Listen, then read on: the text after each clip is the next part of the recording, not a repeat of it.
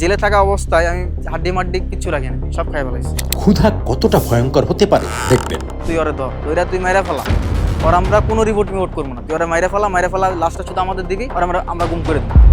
তারপর কি ঘটলো? এরকম ভাবে হাত পা বাইন্দা পিটাইতো আমাদের লাঠিতে, মানে কোনো কিছু দেখতো না, হাতে লাগতেছি, কানে লাগতেছি কি মুখে লাগতেছে এটা দেখতো না। এমন নির্মম নির্যাতনের পর বেঁচে ফিরলেন কিভাবে?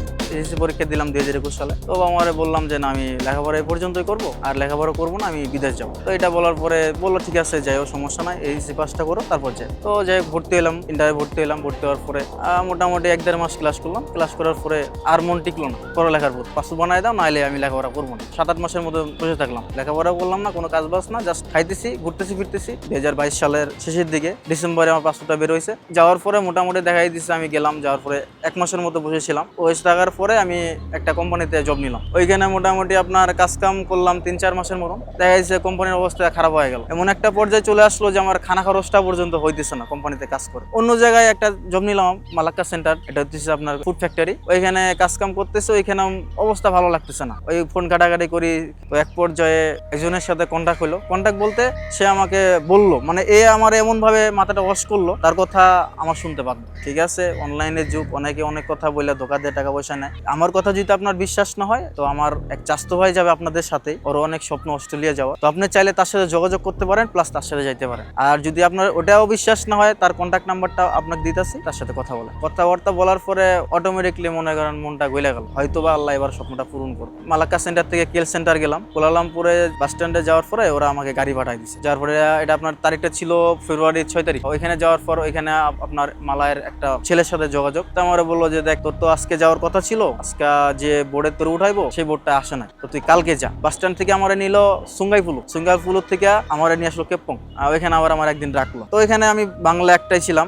দালালের চাচতো ভাই ছিল, তারে ফোন দিলাম, আপনারা কোথায় আছেন? আপনাদের সাথে তো আমার এ পর্যন্ত কন্ট্যাক্ট হলো না। আপনি যেহেতু বললেন আমার সাথে যাবেন, লোকজন বেশি হয়ে গেছে, আপনি ওইখানে আবার থাকেন, আমার এখানে বোর্ডে দেখা হবে। ওইখানে আমার সাথে আরো ছিল 9 জন ইন্দোনেশিয়ান। তারা অবৈধভাবে মনে করেন নদী পার হয়ে মালয়েশিয়াতে কাজ করে, দেন অবৈধভাবে আবার দেশে ফিরে যায়। তো তাদের সাথে আমাকে ইন্দোনেশিয়া পার করার চিন্তা ভাবনা। তো ওইটা তার আমি ধরতে পারিনি। 7 তারিখ রাতে 4 চাকা যে মাইক্রোগুলো আছে, 4 জন করে ওঠা যায়, ওইখানে ঠেলে ঠুলে 10 জনের মতন ধরলো। ডিগিতে 2 জন, পিছনে মনে করেন 5 জন, আর সামনে ড্রাইভার সহ 4 জন। মালাক্কা যে নদী সমুদ্র ইয়াটা আছে, ওইখানে নিয়ে হলো জঙ্গলের মধ্যে দিয়ে। তো আমাকে নামাই দিচ্ছে রাস্তার ধারে নামাই দেওয়ার পরে আমাদেরকে বলছে যে তোরা তাড়াতাড়ি চলে রাস্তার ধারে থাকিস না, জঙ্গলের ভিতরে ঢুক। তো যখন জঙ্গলের ভিতরে ঢুকলো, কারোর সাথে দেখা সাক্ষাৎ নাই, তখন মনের মধ্যে একটা ভয় ঢুকে গেল। আমি এখানে আছি, আপনার ওইখানে মানে এতখানি ফাঁকা হবে, এখানে মনে করেন 70-80 জন লোক, অথচ এইখান থেকে এখানে আমি বুঝতে পারতেছি না। যখন আমরা হাঁটা শুরু দিলাম, আস্তে আস্তে লোকগুলো বের হইতেছে। তখন চিন্তা ভাবনা করলাম যে আমি যদি এখান থেকে পালাই যেতে লাগে, আমার মরা লাগবে। মানে কিছু কিছু মানুষ আছে মানে খারার উপর মনে করেন গলা কেটে ফেলাই, মানে ওদের কাছে অস্ত্র আছে, এটা আমি দেখছি। অনেক দূরে বোট দাঁড়াইছে, ওইখানে মোটামুটি মাজা পর্যন্ত পানি। তো আমাদেরকে বলতেছে তোরা এখান দিয়ে দৌড়ায় যা, বোট এদিকে আর আসতে পারবো না। আমি বোটে উঠলাম। বোটে ওঠার পরে মালয়েশিয়া থেকে ইন্দোনেশিয়া যাইতে সময় লাগছিল 3 থেকে 4 ঘন্টা। ইন্দোনেশিয়া পার হওয়ার পরে যারা বোর্ডের দায়িত্বে ছিল, তারা বললো যে টাকা দে, সবার কাছে টাকা নিতেছে। কত টাকা? 2 লাখ টাকা। আমার এখনো মনে আছে, মানে ব্যাগে 7 রিঙ্গিত ছিল, ওইটা ওরা নিয়ে নিছে।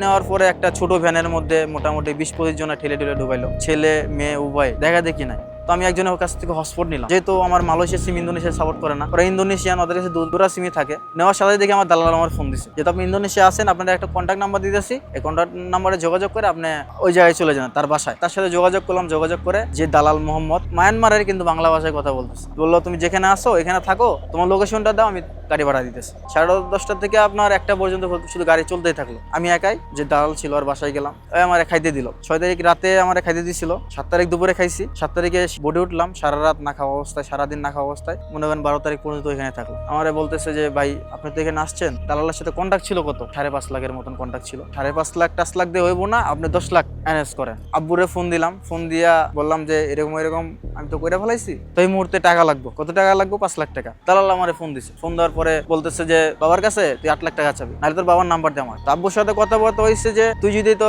কালকের মধ্যে 5 লাখ টাকা ম্যানেজ করে না দিস, তোর পোলারে আমি মেরে ফেলাম। আব্বু যদি বুঝাইতে যাই, দেখেন আমি তো এরকম ম্যানেজ করতে পারতেছি না, আমি গরিব মানুষ। তো তখন ভিডিও ফোন দিত, ভিডিও ফোন দিয়ে হাত পা বাঁধতো, ওই ভিডিও ফোনে দেখাইতো, ডাইরেক্ট লাইভ দেখাইতো।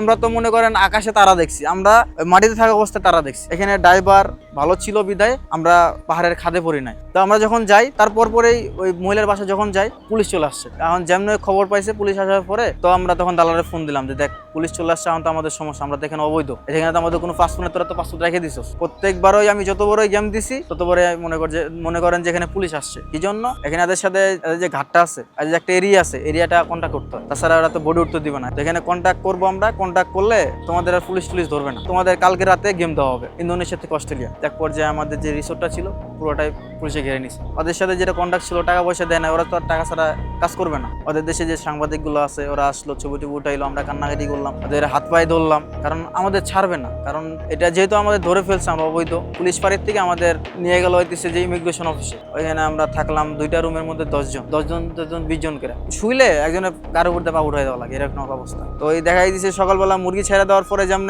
খাবার দিলে যেমন ঠোকাঠুকি করে খায় না, সেম সিস্টেম ছিল আমাদের। ইমিগ্রেশন ফাঁড়িতে আমাদের মানে ঘটনা সম্পূর্ণ শুনলো যে তোদের কি কেমনে কি, তোরা এখানে কেমনে আসলি, সম্পূর্ণ কিছু খুলে বললাম। যে দালালের চাস্তো ভাই ছিল ওই জেলে যাওয়ার পরে মুখ খুলতেছে যে আমি আর চাস্তো ভাই লাগি না। ওই দিয়েছিল 5 লাখ টাকা, আমরা দিয়েছিলাম 8 লাখ টাকা। 3 লাখ টাকার ব্যবধানে আমাদের 20টা মানুষটারে মনে করেন একদম শেষ করে ফেলেছে। পুলিশের শুনলো, ইমিগ্রেশন পুলিশ ওই বলতেছে মালয়েশিয়া থেকে ইন্দোনেশিয়া পর্যন্ত যে পরিমাণ কষ্ট করে আসছি এটা শোনার পরে আর ভাষ্যমত এরকম ছিল। ওইখান থেকে ট্রান্সফার করলো হইতেছে যে আপনার জেলখানা। ছেলে 3 জন করে থাকলাম, ছোট্ট একটা রুম, আপনার এল সিস্টেম হলো বেড, এখানে একজন আর এক কোণা রইতেছে আপনার টয়লেট। ওইখানে গোসল করতেছি, ওইখানে টয়লেট করতেছি, দেন আপনার এইখানে এসে খাওয়া দাওয়া। আপনার মার্চের 8 তারিখে জাতিসংঘ থেকে লোক আসলো, ম্যাডাম আসছিল, আসে আমাদের বিস্তারিত সব শুনলো, আমরা কেমনে কিভাবে আসছি, কত টাকা পয়সা দিচ্ছে এগুলো সব নোট করলো। আপনারা কোনো চিন্তা ভাবনা করেন না, আপনাদের 1 মাসের মধ্যে দেশে পাঠাই দেওয়া হবে। এত কয়টা ভাত দিত, সবজি দিত, অনলি সিদ্ধ করে আমরাই খাইতাম ভাই। এখন পেটেই খিদা, যা দিত তাই ভালো লাগতো। আমার মনে হয় না যে আমি মুরগির মাংস, একমাত্র যেটাতে দিত প্লাস্টিক জাতীয় ছিল ওইটা বাদে সব খাই ভালো। যখন জেলে ঢুকি তখনই আমরা একটা লেখা দেখছিলাম, যদি আপনাদের তাড়াতাড়ি দেশে না পাঠায় আপনারা খাবার দাবার বন্ধ করে দিন। খাবার দাবার বন্ধ করলে তো আপনার শরীর অসুস্থ হইব, আর একটা লোক যদি মারা যায় এটা আপনার জাতিসংঘের কাছে ওদের জবাবদিহি করতে হবে। 20 তারিখ কিংবা 21 তারিখ থেকে আমরা খানা দানা বন্ধ করে দিলাম। খানা দানা বন্ধ করে দিয়া আমরা অনশনে গেলাম। তো এখানে কিছু ফিলিস্তিনি, নাইজেরিয়া, চীনা ছিল, তারা আমাদের হেল্প করছে খাবার টাবার দিয়া, হালকা পাতলা খাবার দাবার দিত। তো আমাদের অনশনটা ছিল 7 দিন পর্যন্ত, 7 দিন কিংবা 8 দিন পর্যন্ত। আমাদের যে সেলের দরজার ওখানে স্তূপ হয়ে গেছিল, খাবার স্তূপ। প্রতিদিন আপনার 6টা করে দিত, 3 জনের 6টা। মাল সামানা বলতে কিছু ছিল না, কিন্তু জাতিসংঘ থেকে আমাদের একটা ব্যাগ দিছিল, একটা টি শার্ট দিছিল, একটা প্যান্ট দিছিল, একটা জুতো দিছিল। ফ্লাইটটা ছিল 8টার দিকে, 3 তারিখ, জুনের 3 তারিখ সম্ভবত। তো 3 তারিখে আমাদের যাইতে পৌঁছাইতে 4 তারিখ রাত 3টার দিকে। তো এর মধ্যে আমাদের ট্রানজিট ছিল মালয়েশিয়াতে।